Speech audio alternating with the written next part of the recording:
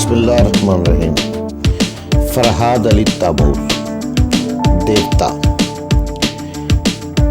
एक बहुत ही अच्छा दास्तान, एक ऐसे नौजवान की कहानी जिसकी सलाहियतों ने दुनिया भर के ताकतवर मुल्कों और इंसानों को धूल चटा दी।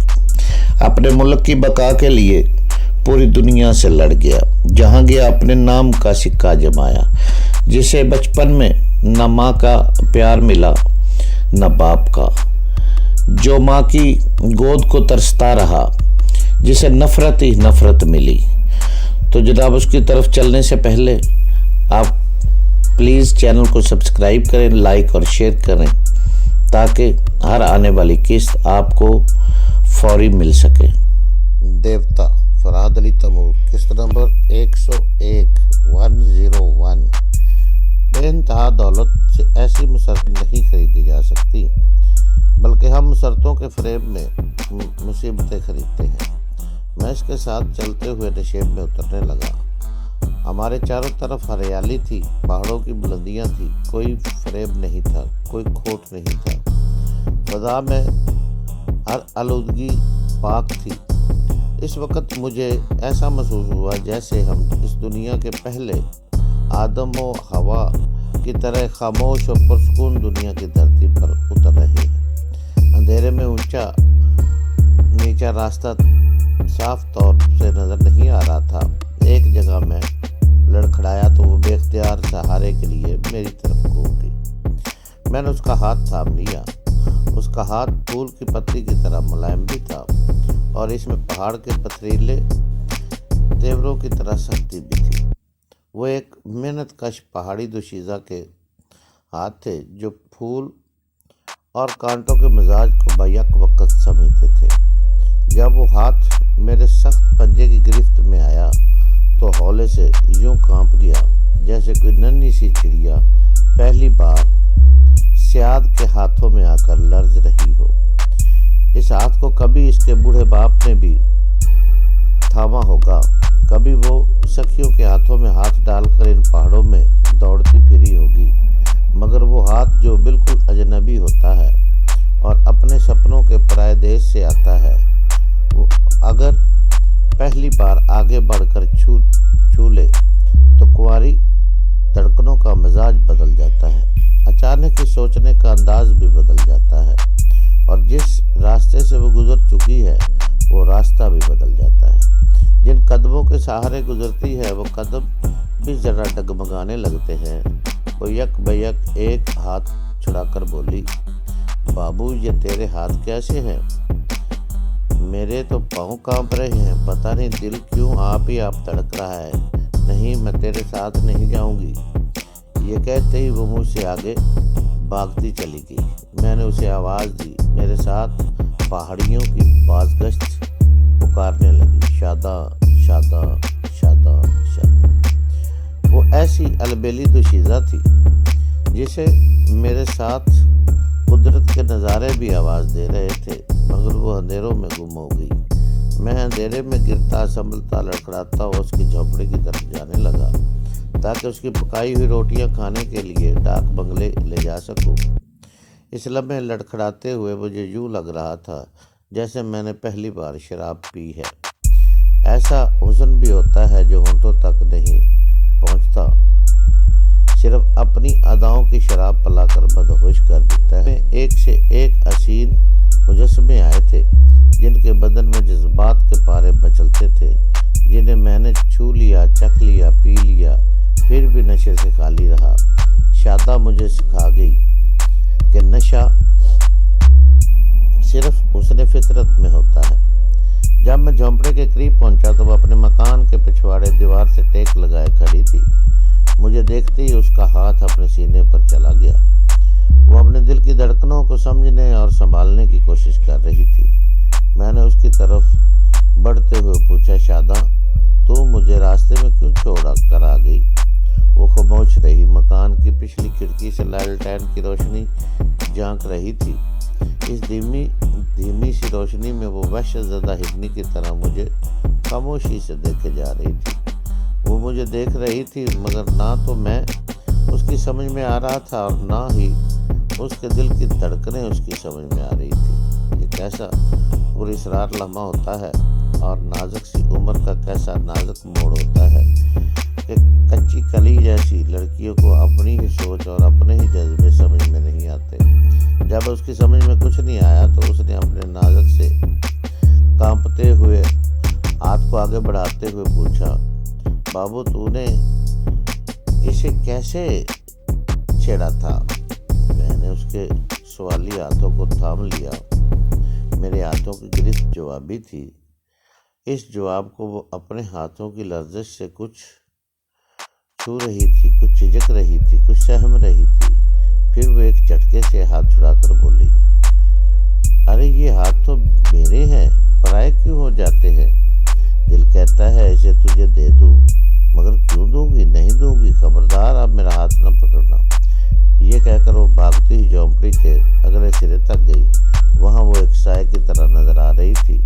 سایہ رک گیا تھا، چند لمحوں کے لیے تھم گیا تھا۔ نئے جذبوں کی آگہی نے قدم روک لیے تھے۔ وہ چند لمحوں کی بات تھی، پھر وہ نظروں سے اوجھل ہو گئی۔ میں چاہتا تھا آگے بڑھوں، اس کے دروازے پر جاؤں اور اس کے ہاتھوں کی پکائی ہوئی روٹیاں طلب کروں، مگر دور پہاڑی کی بلندی پر جس راستے میں سے میں ٹیکسی میں آیا تھا، وہاں 4 گاڑیوں کی ہیڈ لائٹس نظر آئی۔ ان کی روشنی میں کچھ لوگ سامان اٹھائے پہاڑی سے اترتے ہوئے اس بستی کی طرف آ رہے تھے۔ میں سمجھ گیا کہ فلم یونٹ کے لوگ ہیں۔ ان سے مجھے کسی قسم کا خطرہ نہیں تھا، لیکن میں یقین سے نہیں کہہ سکتا تھا ان میں سے کوئی میرے لیے خطرے کا باعث بنے گا۔ شاداں جیسی الٹ دوشیزہ کو جذبوں کو سمجھنے میں کتنا لطف محسوس ہو رہا تھا۔ وہ ایک ایسی دنیا میں پہنچ گیا تھا جہاں صرف محبت ہوتی ہے، اور جہاں ایک ستھری اور انچھوئی دوشیزہ کو منظور جذبوں کی ہلچل میں گرفتار دیکھ کر ایک عجیب سی خوشی کا احساس ہوتا ہے۔ کوئی ہمارے لیے گرفتار ہو اور کوئی ہمارے لیے انجانی آرزو سے آشنا ہوتی ہو تو یقیناً خوشی ہوتی ہے، لیکن خیالی خوشیوں کے جنگل میں دوڑتے دوڑتے اچانک ہی دشمن کانٹوں کی طرح چبھنے لگتے ہیں۔ اس وقت بھی شاداں کے متعلق سوچتے سوچتے یہ بھی سوچنا پڑا کہ شہر سے ان آنے والے لوگوں میں کوئی میرا دشمن نہ ہو۔ مجھے سب سے پہلے ڈاک بنگلے پہنچ کر آنے والوں کو دیکھنا اور سمجھنا ضروری تھا۔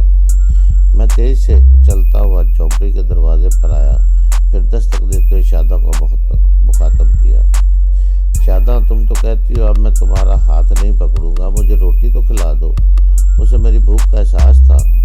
پہلے ہی ایک چھابے میں روٹیاں اور ایک تام چیلی پلیٹ میں بیگن کا بھرتا لیے دروازے کے پیچھے کھڑی تھی۔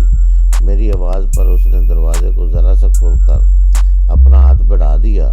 وہ دروازے کے پیچھے چھپی ہوئی تھی، صرف اس کی گلابی سا ہاتھ نظر آ رہا تھا۔ میں نے روٹی کے چھابے کو پکڑتے ہوئے کہا، تو خود کو چھپا رہی ہے، مگر جس ہاتھ کے پرائے ہونے کا ڈر ہے اسے بڑھا رہی ہے، کیا اسے پکڑ لوں؟ اس نے جلدی سے اپنا ہاتھ کھینچ لیا۔ وہ بددستور دروازے کے پیچھے چھپی ہوئی تھی، مگر میں سوچ کے ذریعے اس کے چھپے ہوئے وجود کو ایک بار اس کیفیت میں دیکھ سکتا تھا، پڑھ سکتا تھا۔ اس کا دل اب بھی بری طرح دھڑک رہا تھا اور وہ اس ڈر سے کانپ رہی تھی کہ وہ خود اپنے لیے پرائی ہوتی جا رہی ہے۔ آئے میں اب تک کسی سے نہیں چھپی تھی، اس بابو سے کیوں چھپ رہی ہوں؟ میں نے اپنا ہاتھ کھینچ دیا تو دل اس کی طرف کھینچا جا رہا ہے۔ پہلے تو کبھی ایسا نہیں ہوا، پہلے دل کی دھڑکنیں اس طرح پاگل نہیں ہوئی۔ میں یہاں چھپی کھڑی ہوں، مگر یوں لگتا ہے جیسے اس کی طرف بہتی جا رہی ہوں۔ میرے ہاتھ میں میٹھا سا درد ہو رہا ہے۔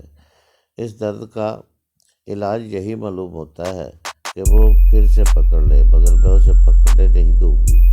وہ اپنے ہاتھ کو دوسرے ہاتھ سے دابنے اور مسلنے لگی، اس میٹھے درد کو دور کرنے کی ناکام کوشش کرنے لگی۔ میں اس کی نادانی پر مسکراتا ہوا ڈاک بنگلے کی طرف جانے لگا۔ ڈاک بنگلے میں فلم یونٹ کے کچھ لوگ آ گئے تھے اور کچھ آ رہے تھے۔ میں اپنے کمرے میں بیٹھ کر کھانا کھانے کے دوران ان کے متعلق معلومات حاصل کرنے لگا۔ فلم کی ہیروئن اور اس کے نام نہاد بھائی کی سوچ تک میں پہلے ہی پہنچ چکا تھا۔ ان سے جو لوگ باتیں کر رہے تھے ان کے ذہن کو بھی بڑھتا جا رہا تھا۔ اس وقت ڈائریکٹر اور پروڈیوسر ہیروئن کے ساتھ بند کمرے میں بیٹھے ہوئے تھے۔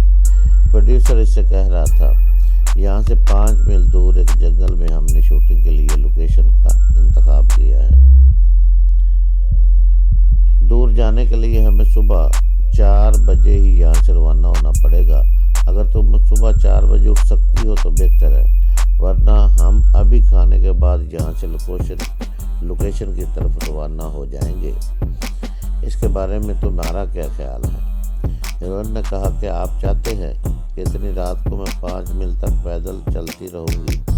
یہ مجھ سے نہیں ہوگا۔ پروڈیوسر نے اسے سمجھایا، یہاں سے صرف 8 میل تک ایسا راستہ ہے کہ گاڑیاں نہیں جا سکتی۔ اس کے بعد فارسٹ آفیسر کی جیپ تمہیں لوکیشن تک لے جائے گی۔ وہاں فارسٹ آفیسر کا ایک چھوٹا سا کاٹیج ہے، تم وہاں صبح 8 بجے تک سوتی رہو گی، تب بھی کوئی فرق نہیں پڑے گا۔ اس وقت تک ہم شوٹنگ کی تیاریاں کرتے رہیں گے۔ اگر تم اس طرح تعاون نہیں کرو گی تو ہماری پکچر لیٹ ہو جائے گی۔ ہیروئن نے موقع سے فائدہ اٹھا کر کہا، آپ لوگوں کو بھی مجھ سے تعاون کرنا چاہیے۔ ابھی مجھے 20,000 روپے کی ضرورت ہے، آپ ابھی رقم دے دیجئے، میں کھانے کے بعد لوکیشن کی طرف جاؤں گی۔ پروڈیوسر بے چینی سے اپنی کرسی پر پہلو بدلتے ہوئے سوچنے لگا، سالی پکی ہرافا ہے، وہ دن بھول گئی جب چھوٹا سا رول حاصل کرنے کے لیے پروڈیوسروں کی آغوش گرم کیا کرتی تھی۔ اب تو اس کے نام سے پکچر اونچے داموں بکتی ہے۔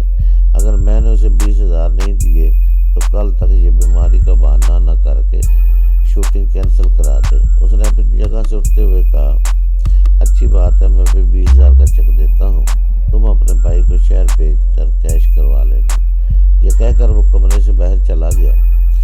ڈائریکٹر نے دروازے کو اندر سے بند کرتے ہوئے کہا، پروڈیوسر کو آپ خوب نچاتی ہیں، میں کئی دن سے 1,000 روپے مانگ رہا ہوں مگر یہ نہیں دیتا۔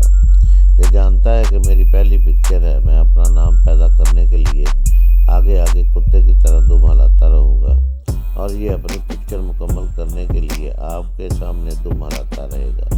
میں چھوٹا کتا ہوں، وہ بڑا کتا ہے، پتہ نہیں انسان زندہ رہنے کے لیے اور دولت کمانے کے لیے کب تک کتوں کے نقش قدم پر چلتا رہے گا۔ بہرحال ان باتوں کو چھوڑیے، میں آپ کو کل کا سین سمجھانے آیا ہوں۔ وہ اس کے سامنے کرسی پر بیٹھ گیا۔ ہیروئن نے سگریٹ سلگاتے ہوئے پوچھا، وہی سین ہے نا؟ میں دشمنوں سے جان بچانے کے لیے بھاگتی ہوں، جنگل میں پہنچ جاتی ہوں، فلم کا ہیرو اس جنگل کا فارسٹ آفیسر ہے، وہ مجھے پناہ دیتا ہے۔ ڈاکٹر نے کہا، نہیں، کل کی شوٹنگ میں ہیرو سے ملاقات نہیں ہوگی۔ کل کی شوٹنگ یوں ہوگی کہ آپ جنگل میں پہنچ کر بھٹک رہی ہیں، جھاڑیوں کے درمیان سے گزرنے کے دوران آپ کا لباس تار تار ہونے لگتا ہے۔ مختلف شاٹ میں آپ کا لباس ایسی جگہ سے پھاڑا جائے گا کہ آپ بہت زیادہ سیکسی نظر آنے لگے گی۔ ہیروئن نے کہا، میرے بازو بہت سے ڈول ہیں، بازو اور پشت پر سے لباس پھاڑ دینا کافی ہوگا۔ ڈاکٹر نے کہا، ہاں، ابتدا میں یہی ہوگا، مگر تماشائی آگے بھی کچھ دیکھنا چاہتے ہیں۔ سامنے سینے پر بھی لباس میں خراشیں آنی چاہیے کہ سینہ چھپنے کے باوجود ادھر سے ادھر جھلکتا رہے۔ آپ سوچئے کہ کلر فلم میں یہ سین کتنا ہیجان خیز ہوگا۔ آپ جانتی ہیں کہ فلمی اخبار والے آپ کو سیکس کا ایٹم بم کہتے ہیں، تماشائی بھی آپ کو اسی انداز میں دیکھنا چاہتے ہیں۔ ہاں، تو میں کہہ رہا تھا کہ آپ ایک طویل جھاڑیوں سے نکل کر باہر آئیں گی تو لباس بالکل تار تار ہو چکا ہوگا، یعنی لباس ہوتے ہوئے بھی آپ بے لباس ہوں گی۔ میں نے اس قدر سوچ سمجھ کر یہ سین لکھوایا ہے کہ سینسر والے اعتراض نہیں کر سکیں گے، کیونکہ لباس تار تار ہونے کی ٹھوس وجوہات پیش کی گئی ہیں۔ اس کے علاوہ آپ جنگل میں ہیں، جنگل میں آپ کو دوسرا لباس نہیں مل سکتا، اس لیے میں ننگی رہوں گی۔ آپ یہی کہنا چاہتے ہیں نا؟ وہ بے حیائی سے بولی۔ ہاں، اس نے جھجکتے ہوئے کہا، میرے کہنے کا مطلب ہے کہ آپ کے بدن پر لباس تو نہیں ہوگا، مگر میں درختوں اور بڑے بڑے پتوں کی آڑ سے ایسے شاٹ لوں گا کہ بدن کا قابل اعتراض حصہ چھپ جائے گا۔ ہم سینسر والوں کے اعتراض کا جواب دے سکتے ہیں کہ جنگل میں دوسرا لباس نہیں مل رہا تھا، اس لیے آپ کو پتوں سے چھپایا گیا۔ آخر آدم اور حوا نے بھی تو اپنا بدن پتوں سے چھپایا تھا۔ یہ تو ایک تاریخی حقیقت ہے، اس حقیقت پر سینسر کی کینچی نہیں چلے گی۔ ہیروئن نے کہا، مگر شوٹنگ کے دوران تم لوگوں کی نگاہوں کی کتنی ہی کینچیاں مجھ پر چلتی رہیں گی۔ دیکھو، صاف بات کہتی ہوں، اپنے پروڈیوسر سے جا کر کہہ دو کہ کپڑے اتارنے کے میں 20,000 الگ چلوں گی۔ ڈائریکٹر نے خوشامدانہ انداز میں کہا، دیکھیے، اگر آپ نے 20,000 کا مطالبہ کیا تو شوٹنگ رک جائے گی۔ شوٹنگ کیوں رکے گی؟ سین بدل دو۔ میرے بے لباس بدن کو ضرور دکھانا ہے۔ مجھے اچھی طرح یاد ہے جب میں پہلی بار انڈسٹری میں آئی تھی تو ایک پیسہ دیے بغیر جھوٹا وعدہ کر کے میرا لباس اتار دیا جاتا تھا۔ آج بھی میں ان کی مرضی سے لباس اتار دوں گی، مگر صرف ایک بے لباس سین کے 20,000 لوں گی۔ جاؤ، اگر پروڈیوسر منظور نہ کرے تو واپس نہ آنا۔